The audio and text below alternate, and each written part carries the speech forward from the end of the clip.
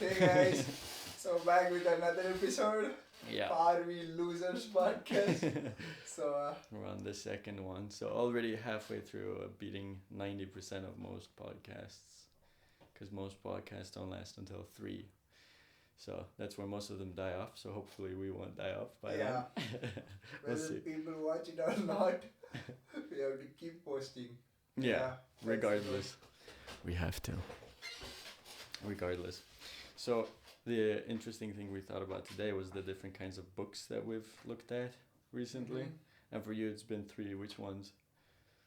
The first to even begin with, like, it's always good to read books. I think, which is not technical, more like a non-fiction, self-help kind of books. It could be about entrepreneurship, cooking, or some other hobby, or something else that is totally different from what you do normally. I think it's very healthy for your mind. I think. So currently, we both are studying veterinary medicine. We are in our 4th year. So we are studying enough of veterinary medicine every day. Yeah.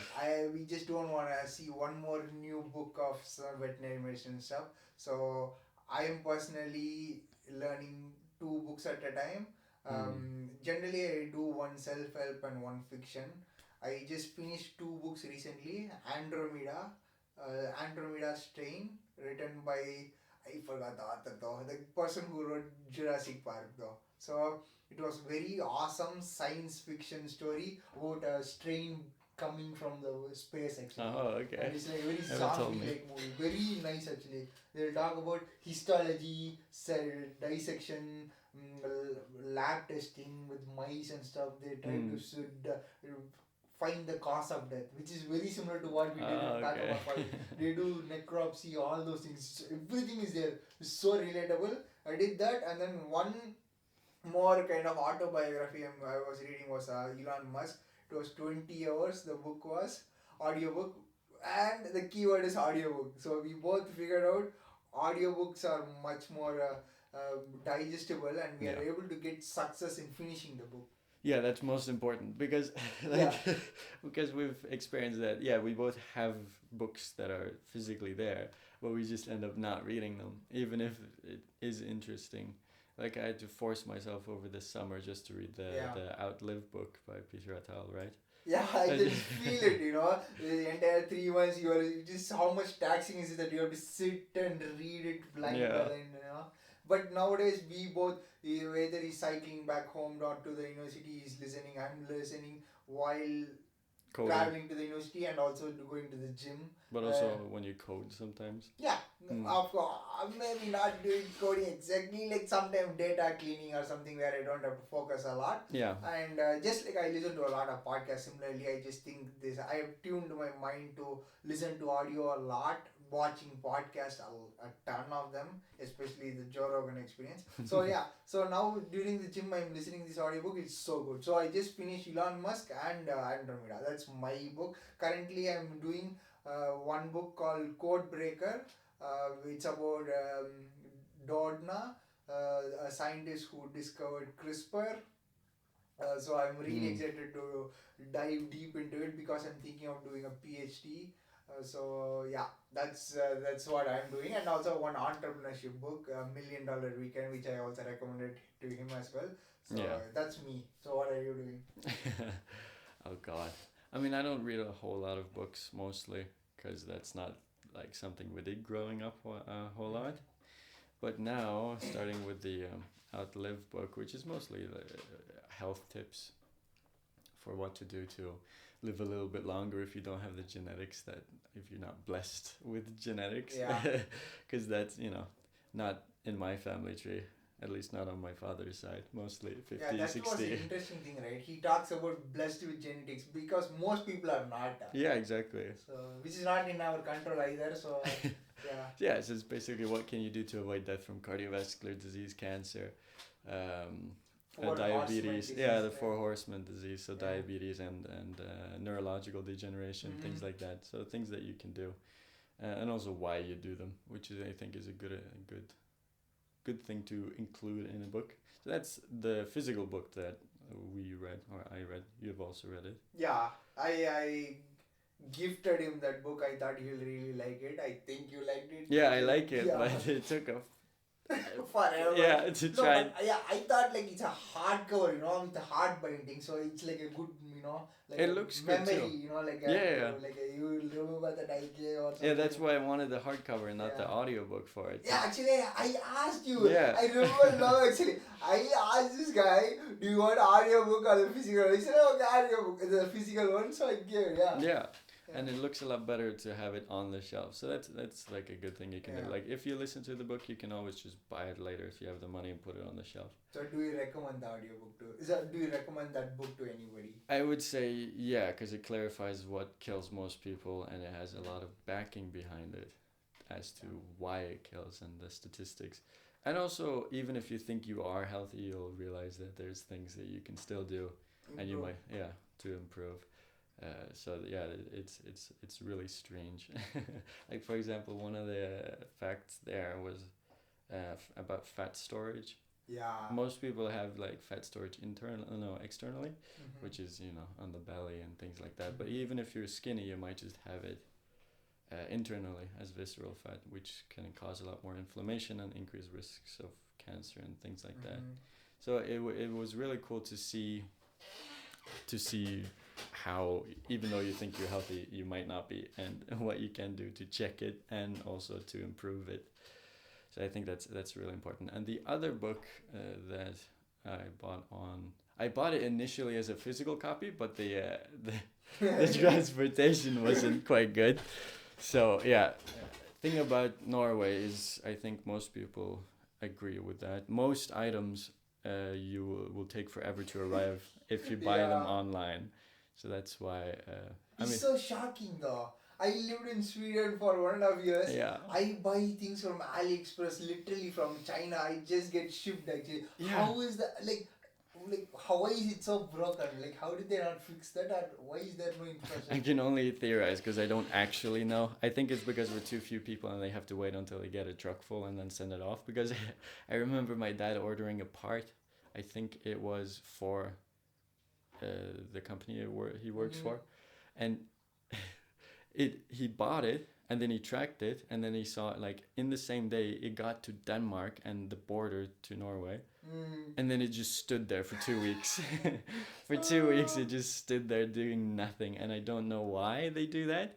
But, that's what happens. And that's the same thing that happened to me. I ordered it on the 5th of September. It's going to arrive late October in 28. Yeah. 28. I mean, like one hand is harder into the Sweden, the nearest city. Yeah, but yeah. Just go and get it. You will still be quicker. Yeah, it'll probably be Denmark. Yeah. Yeah. God. Yeah. Because it's just awful. So yeah, that's why I had to buy the audiobook because the physical book. So what is the book? Yeah, it's by Alex Hormozy. They all have very corny names. You'll notice that if you ever go and search for these entrepreneurship books. It's $1 million offers. It's $100 million offer, right? Yeah, $100 million offers. It's not just a million, Christian. It's a whole lot more. But the thing is, okay, so it's mostly about books for people that own a business, but that's fine. I mean, I don't. He does. He should probably. Yeah. But it's still a nice book because it shows you like different kinds of words that you might encounter if you go into that kind of sphere and what the different words mean and breaking down the math. It's not a boring book. It's not a factual book. It's got a lot of stories in it too, which I think is why it's gotten so popular. I mean, yeah, I can understand. Like, I know the context of the book. The thing is about like $100 million weekend, $1 million offer. So the thing is, if you are able, he is willing to put $100 million on your company. If your company is making a revenue of $1 million a year, I guess, around the numbers, I guess. Yeah, 1 to 5. So basically, I think if you are having a viable, successful business, he's good at scaling. That's why he's giving you $100 million, so that he can take that $1 million company and make it $1 billion company maybe. So his return of investment will be like 10 folds or 100 folds in that way. Yeah, so he scales professionally. That's what he does, and he's got several other books about other components of the business. It's just interesting to read about, even if you're not owning anything. Yeah. So I mean, it's a good first book in entrepreneurship, like to see what is the upper threshold. There's no threshold, is what the answer is. Like 100 million, it could be 500 million, it could yeah, be billion, like. and he does the voiceover for the audiobook, so Oh, okay. That's and even good, right? Like the yeah. author itself giving the audio is Mm. like more meaningful because we know him through his YouTube channel, podcast, and stuff. So yeah. Yeah, I listen to a lot of that. But the Noah Kagan one is also good. I just have to figure out. Yeah, you just have to go through the first half an hour. You'll be blown away. It is so good, actually. Noah Kagan's book is like how to start a business. Yeah, Yeah. but how long was it? Like really short. 4.5 hours. Yeah, this one, the audiobook, $100 Million Offers, is also really short. It's like How long? 3 hours and 48 minutes. Really? 3 hours and 48 minutes. Okay. Let me see this. Whoa. Oh, okay. Is that I've listened to some of it, but around 3 hours. Yeah. So it's really short, but it's short and sweet in that way. You won't waste a lot of time. Maybe some money, but... And you can also rewind. That's the best part, right? Go 10 seconds back, 30 seconds back, and then if you miss something you thought that was useful or something, just go back and... Yeah, that's why we read a lot, like we put on audiobooks, because you actually get the information. That's important. Yeah. Because what most people do when they buy a hard copy is that they have it, and then they have it for a year, and then they don't actually get the information out of the book. Yeah, and also reread is also a thing. The audiobook is also, the friction is very less though. Yeah. You just put a earphone. We travel and commute a lot. Maybe you're driving. Still put a earphone. You can go. But the friction with the physical book is you need to sit somewhere and spend time doing only one thing, which is hard in this day and age, I guess. Yeah. Like the only time I actually managed to do it was when I was sitting on the train for 5.5 hours. That's when I read like 120 pages or something. I That's read the only another time. book of another fiction story of my friend. I read finished it in one day actually. Yeah, That's the only time I've managed to do it. Just said it. And that was a physical book though, Kindle. I just read it from my phone. It was so hard, man. It was so hard. I would have never finished it because it was my friend's book. I had to read it so that I wanted to give her my feedback. She's an excellent author. Her name is Dora Farkas. Her book is called Choice. It's so good actually. Yeah. But even if it is good, it's a lot of effort and you end up just not doing it. That's why we recommend audiobooks. Exactly. I read the first 25% of the book in 2 months. Yeah, which and is then stupid. I forced myself to finish the book in one day. The rest 75% I finished in one day from Chennai to Berlin and Berlin to Poland. Yeah. The entire trip I finished the entire book. But you have to do things like that. But I guess it's different for people that like to read books. Yeah, of course, right? Yeah, I'm not one of those. You said, I never read anything. One of the guys introduced me to the book called Rich Dad Poor Dad. After reading that book, I got hooked to read books. Books is so magical, man. Many people are suffering from loneliness, depression, and stuff. When you start reading books, you think you have some kind of a best friend or a wise friend, to help you out. Let's say I'm very depressed. I want to learn about say happiness or a growth mindset or something. I just read some book about it, like Atomic Habits or something.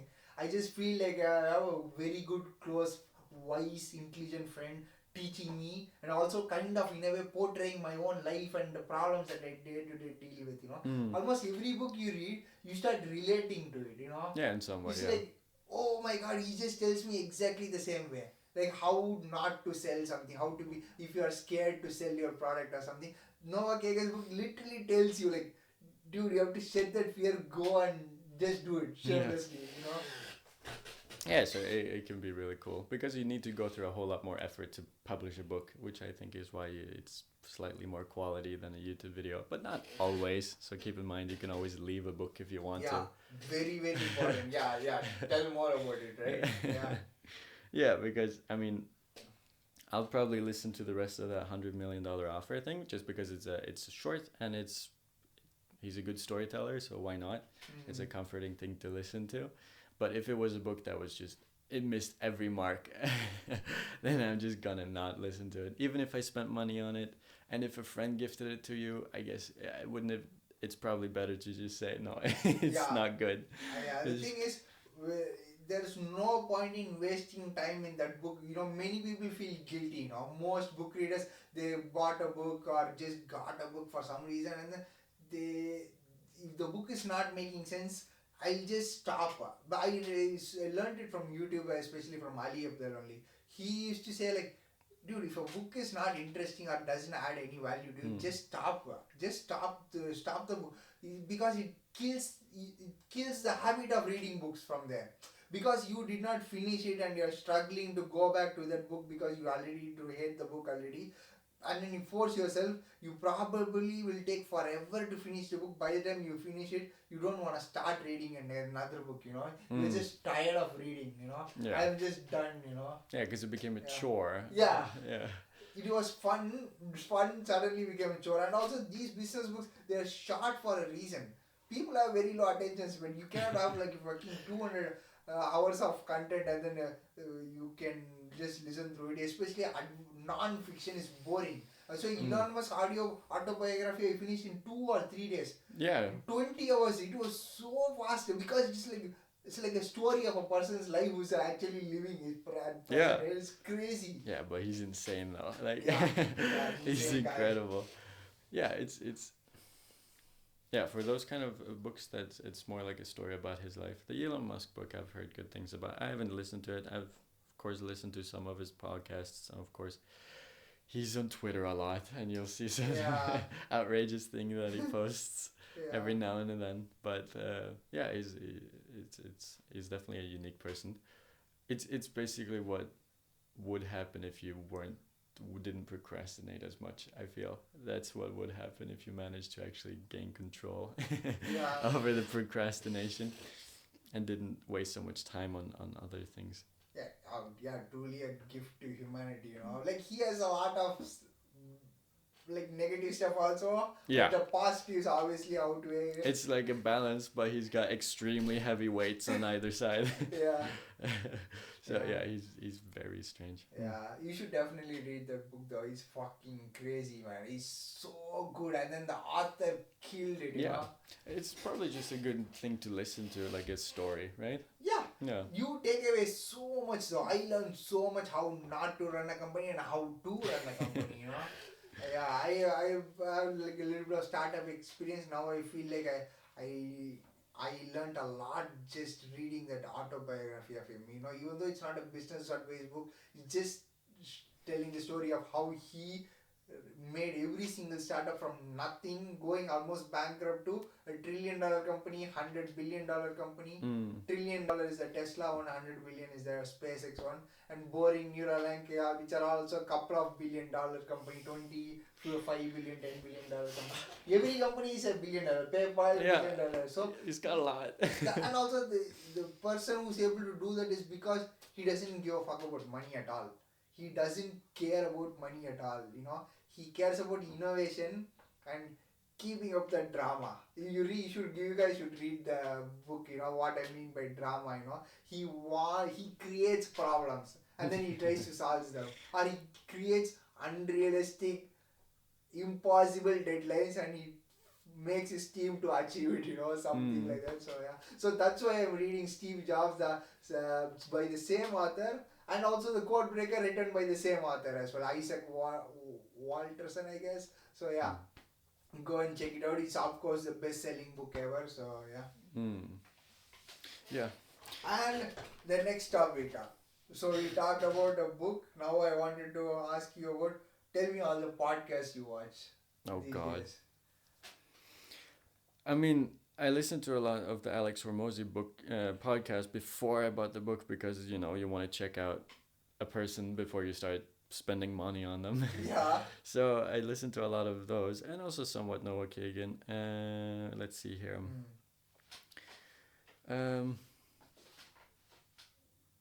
Somewhat modern wisdom thing, and then some Norwegian ones.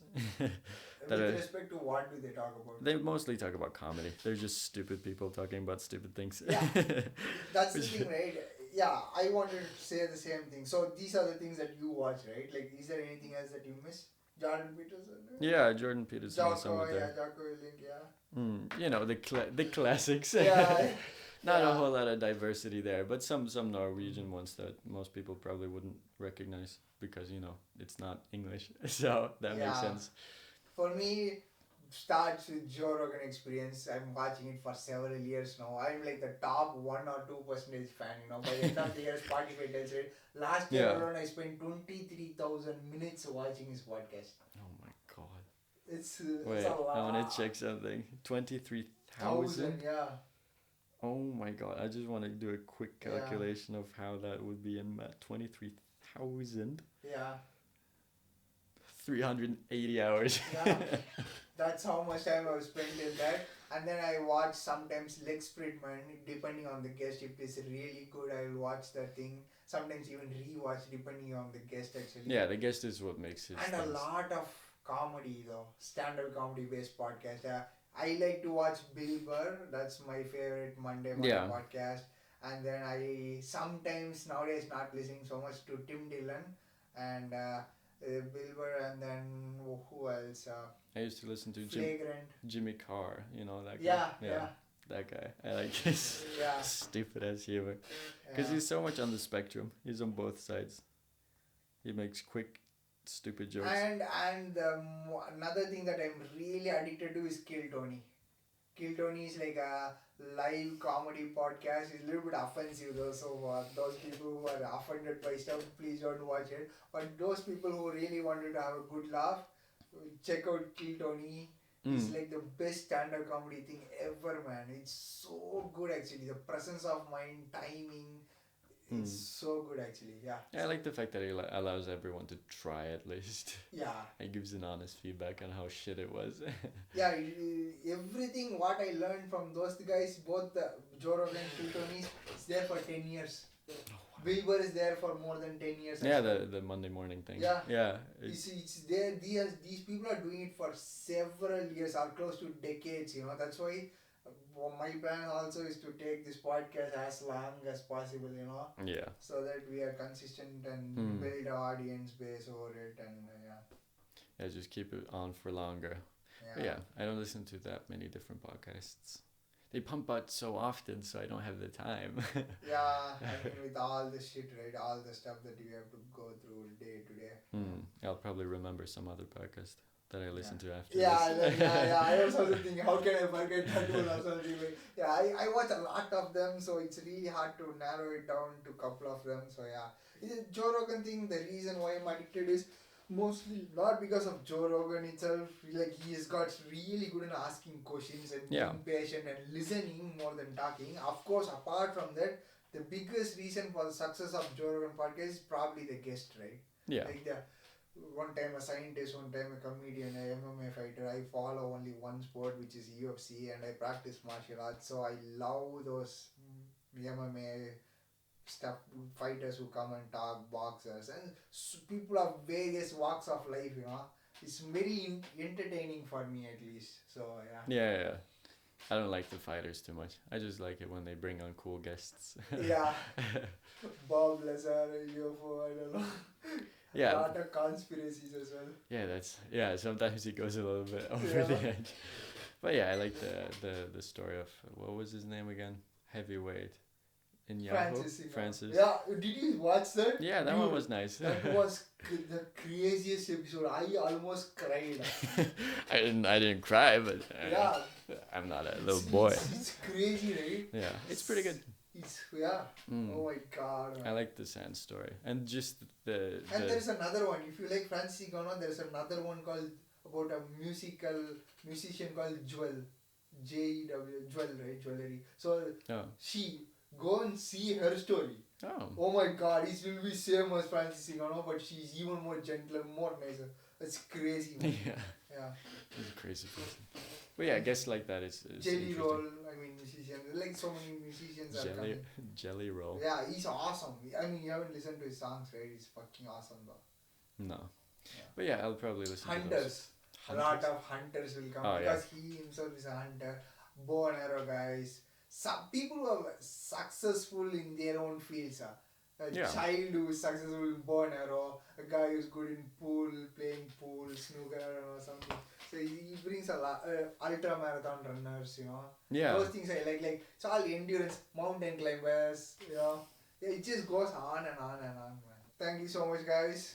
This is the second episode finally done. Yeah. And the cool thing is, the next time we open that camera, we've beaten 90% of podcasts. Yeah. That's weird. Yeah. So hopefully we'll be able to do that. Yeah. I hope you guys took some useful stuff from this conversation, because we really enjoyed doing it. Actually, it was not like something that we scripted. We just talked about what we do, and reading is such a nice thing, reading, listening, how whatever it is, like, Yeah. listening to wise people, and also just so much, it's just changed our lives in a good way. So yeah, I highly recommend you guys to start reading or listening to books, I would say. Yeah, and listening is more entry level, so it's probably better to start there if you haven't read a whole lot, because it can be kind of difficult to start with if you're not used to it from childhood. Yeah. Okay. So, see you. Bye. See ya.